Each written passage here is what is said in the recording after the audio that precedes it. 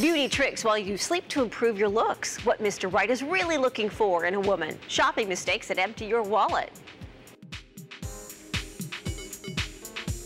Welcome to Life Love Shopping. I'm Andrea Jackson. And I'm Michelle Yarn.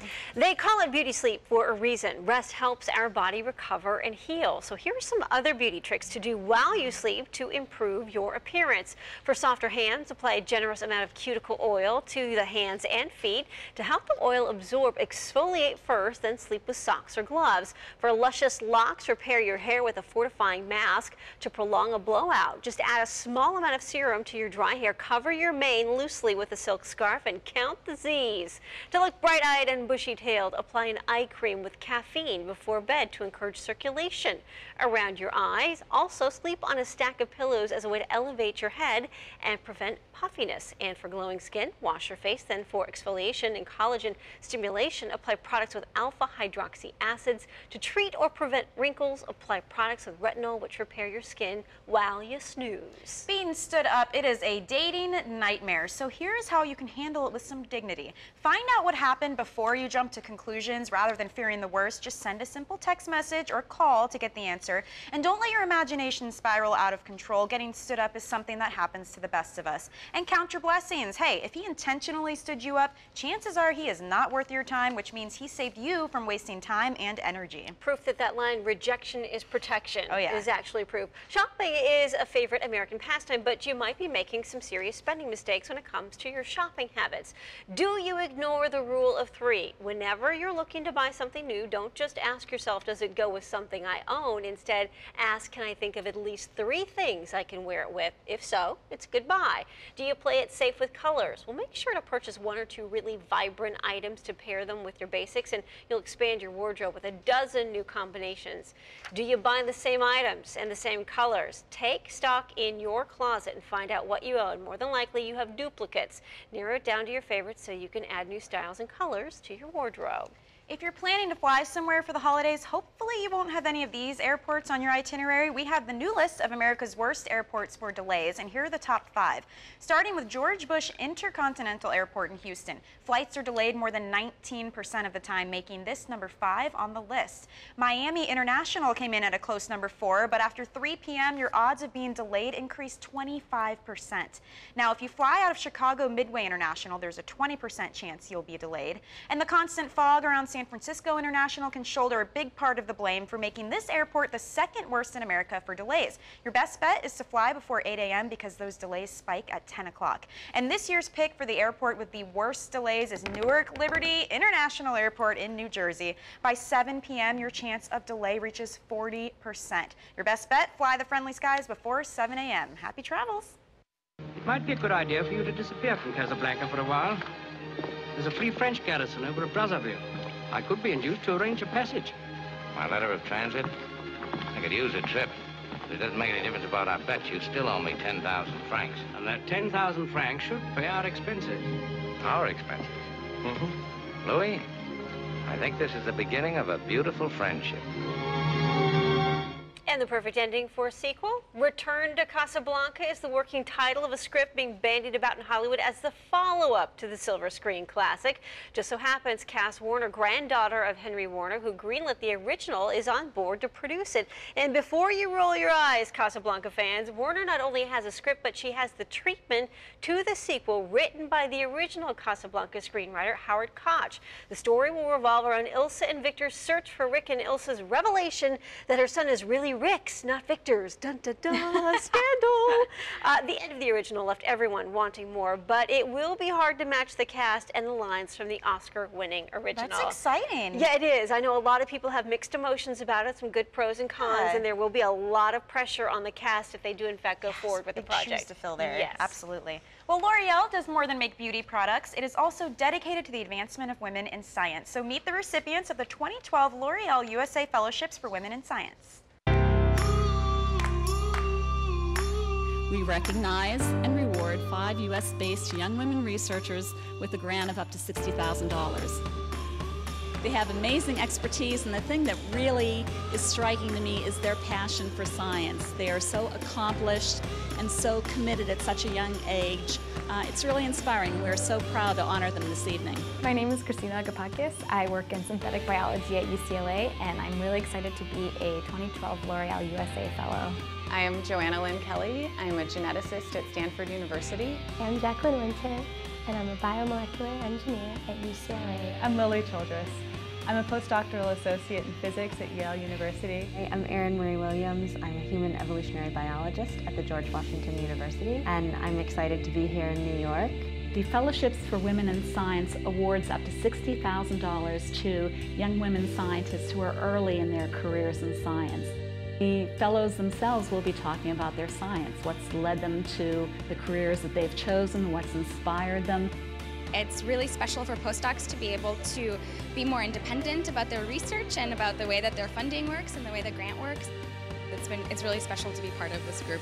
The L'Oreal Fellowship means a lot to me. With each new fossil discovery comes a new possibility. It's going to allow me to purchase some really amazing equipment. Passion for science is that you have the ability to make a difference. Whether it's a small leap, you never know what your contribution could be in the grander scheme of things. I'm currently working on understanding the genetic basis of adaptation to sulfitic environments. L'Oreal is making some great strides in raising awareness of women in science. It's not about what you do well naturally, it's about what you love and what you're willing to work for. L'Oreal is a company that really puts its money where its mouth is. We invest more in research and innovation than any other cosmetic company in the world. When I step into the lab, I am as much testing myself as I'm testing my hypotheses. To have so many younger women here tonight who are studying, to see these women be honored and supported by a major company like L'Oreal, I hope will send an inspiring message to each one of those young women and girls here tonight that they can be the next great scientists, they can cure cancer. It is up to us to help continue that pool of scientists to contribute and to innovate in the future. And I really want to thank L'Oreal and AAAS for creating such an amazing program and for amplifying the voices of women in science around the world. Thank you so much. So does hair really grow back thicker after you shave? It sure feels like it does. Michelle, what do you think? True or false? I mean, I'm going to guess false, but you're right. It definitely feels like it does. Yes, the answer is in fact false. When it grows back, the hair may seem thicker, but it's not.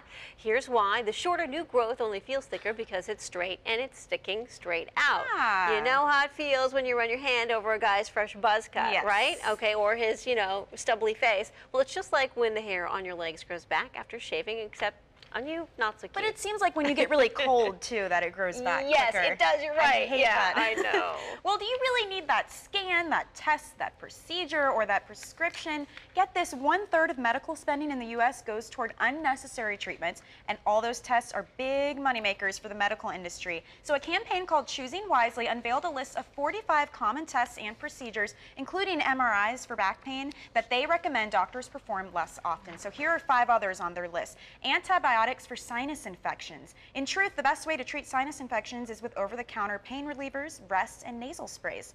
Pap smears and HPV screenings. The new thinking is that cervical cancer usually takes 10 to 20 years to develop, so a Pap every 3 years will suffice. The American Cancer Society updated its guidelines to include HPV screenings for women starting at age 30.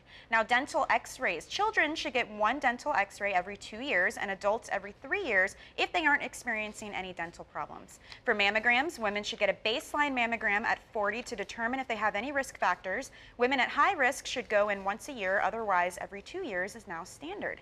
And CT scans, they can blast the radiation equal to 70 standard x-rays at one time. So they should not be used to explore sinus problems, headaches, or mild stomach pain. And ask for a child-sized dose of radiation for your child or if you are a small adult.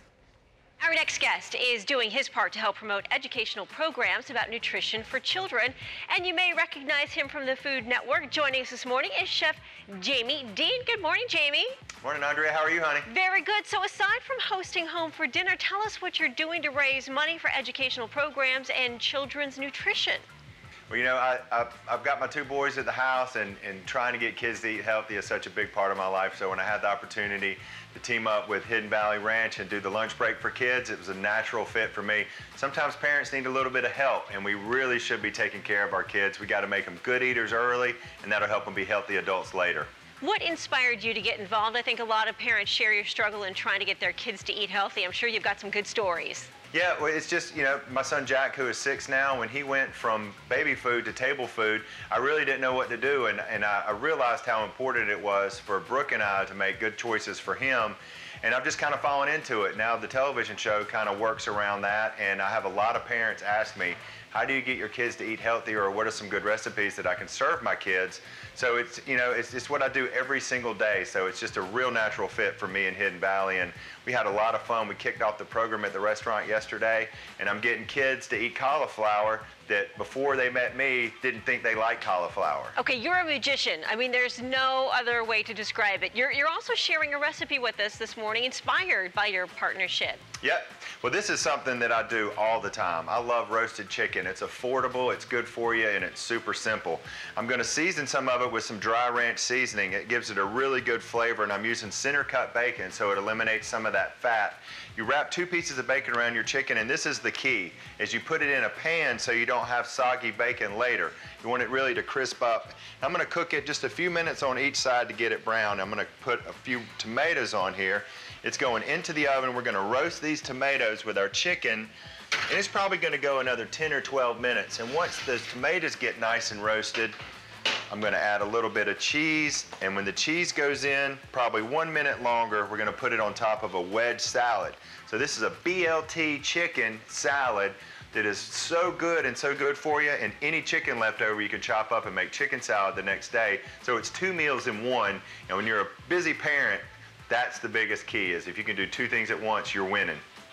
You're seriously working some magic there in the kitchen, not only with the magic oven there and pulling out that phenomenal looking entree, but also getting the kids to eat the cauliflower too. Jamie, thank you so much for all you're doing. For more information on Jamie and his nutritional programs and educational programs for kids, all you need to do is log on to our website. There's still more to come here on Life Love Shopping. If you're single and still looking for Mr. Right, we will tell you the personality traits he's looking for. Plus, sometimes women ruin first dates with simple things like talking too much. So we will listen to some advice from guys on how to land a second date coming up next. And we're sharing some laughs throughout the show with the latest e-cards that we are loving right now.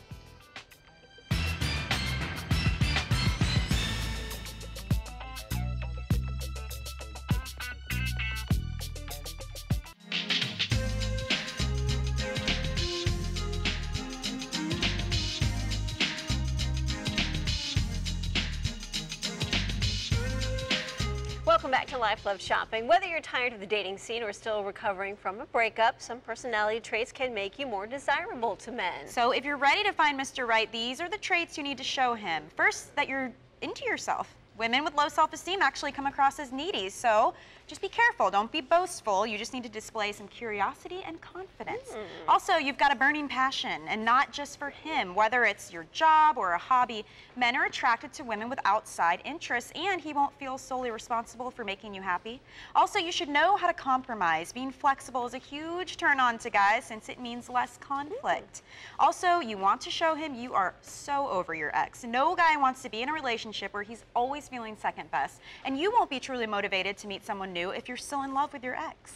Just like RuPaul says, if you can't love yourself, how can you love someone else? I love RuPaul. Once you get this under control, it's time for the first date. Now, there are many things women do to sabotage that second date. Yes. So here to help us break out of these bad habits are Lance Smith and Charles Divins from our news partner, The Daily Buzz. Hey, guys. Hello, ladies. So what we're going to do, we're going to give you the bad first date habit, but we Okay. need you guys to give us the solution, okay? Okay. We'll try. All Yeah, right. definitely. The bad habit women do on a first date, acting overly eager or desperate. So maybe they tell the date how desperately they want to get married and have kids, Ooh, or yeah. laugh too hard at the jokes. We're talking about and- first dates here, First right? dates, First yeah. dates. Okay. First Yeah, don't do date. any of that. Red flag. None of it.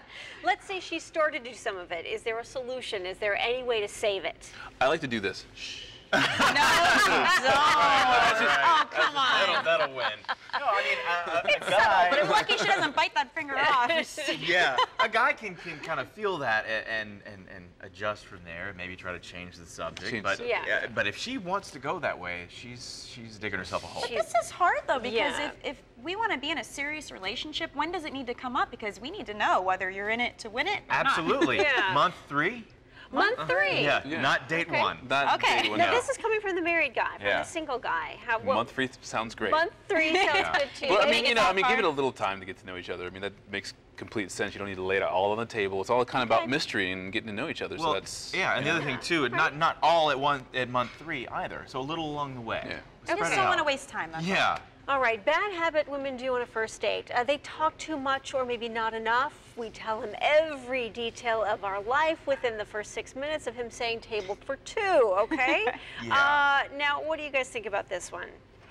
This is a hard thing because, I mean, you are either a talker or you're not. I mean, you can't really adjust for that. Either you're going to click with the person that you're with or you're not going to. Yeah. How do you tell if it's a bad case of the nerves, though? Because I think guys and girls do this. They start talking because they're nervous. You don't want that awkward silence. Yeah, I was going to say, I don't think this is gender specific. I know I've talked my way out of dates once I'm in there because I'm dating way out of my league. But yeah, I think that ask questions rather than just tell about yourself constantly. Okay. Ask questions. But then that can go the other way because another one of the bad habits is treating it as a job interview rather than a date. So if we act like you're auditioning for the role of boyfriend, Yeah.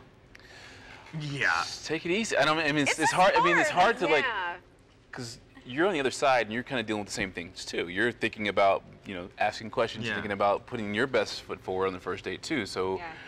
It's hard to have to navigate the girl as well. And I would say too, I mean, you're so focused on does he have all the right credentials, the right qualities, do I? And you're so focused on that, but you got to realize there's a whole world outside of this date. Talk about other things, find common interests outside of your personal life and his personal life. But let me ask you this and answer this honestly because I think with women, they do this. I know, right? You always do. You're very good at it. Within the first 5 minutes, I know exactly if I want to date you, I want to be your girlfriend, if I want to marry you. Do guys feel the same way? Date, girlfriend, yes. Don't know about marry, that's one step too far. Okay, because I think women go there automatically. Within the first 5 minutes, they know. Well, how do you know, though? You don't know how clean his bathroom is. I mean, those are things that marry. You have to feel that initial attraction to someone, and you have to have that spark, and if you're not feeling it, I mean. But the thing about it is, though, if you can't shut it off like that, then look for those surprises, look for those unknowns. Because if you're already shutting it off, you could be, losing a good thing. That's true. Now, another bad habit women do, we either overdress or we underdress. Yeah, this is tough. We show up in workout clothes, which sends a message to the guy that maybe he's not important enough. Or we show up too dressy, which might signal high maintenance. Yeah. How do we win? Always err on the side of underdress. Underdress. Always underdress. Because you're not going to intimidate him. Don't you agree? Yeah. Always err on the side of underdress. Always. Yeah, keep it subtle. Like you can always step it up. You can never take it back. Off, but Pace yourself is what you're saying. Exactly. Okay. Thanks a lot, guys. You can catch them weekday mornings on The Daily Buzz. Stay with us. Still more to come here on Life Love Shopping. We should look great in every photo, just like your favorite A-list stars. Well, we're going to show you the most flattering poses for your body type and how to pull them off.